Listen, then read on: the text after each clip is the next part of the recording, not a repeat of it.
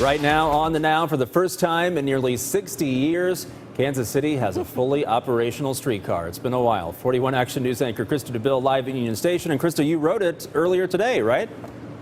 We did, and there were so many people excited to ride it for the first time. Everyone was in a great mood. Even met some people, Justin, who had experience as kids riding the streetcar so many years ago with a family member. You can see the line of people who have lined up for the next streetcar that comes. This has been a steady sign all day long. Lines even longer this morning for the inaugural rides today, but still a steady crowd of people wanting to be a part of today and get a chance to ride the streetcar. I've been tweeting our experience this afternoon, sort of sharing what it is like to ride the streetcar, from getting on, the doors closing, to showing you that they have a list of all the stops along the route. If you look up inside the streetcar, there's a stop button that you hit if you want to get off at the next stop, and it'll stop, and then the doors will open and people can get on and off.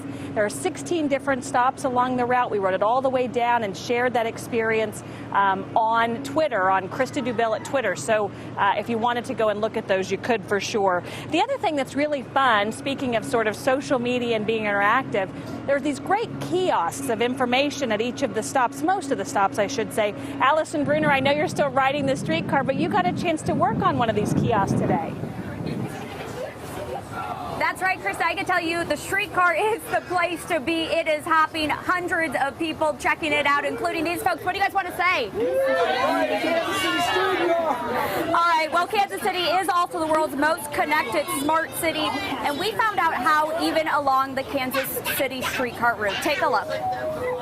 All right, so we got off the streetcar and we came across this. It's a smart kiosk. It's almost like a visitor center, just without the human. Digital, you can click and see a whole bunch of different things. We asked neighbors their thoughts on this digital kiosk. Oh wow, there's a lot of stuff to search for. Food, garden exhibits, let's see. Sports. Anything stand out of interest to you? Let's see what the attractions are. All right. I feel like you have to push pretty hard. Do you think this is pretty user-friendly? Yeah, it's really easy to use. I think we're all very dependent on our cell phones, and this has the easeability of a cell phone. So I think it'll be really easy for them to pop on it and find what they want. It even lists local restaurants, so this is really friendly for visitors or even locals. It even gives a map of the restaurant.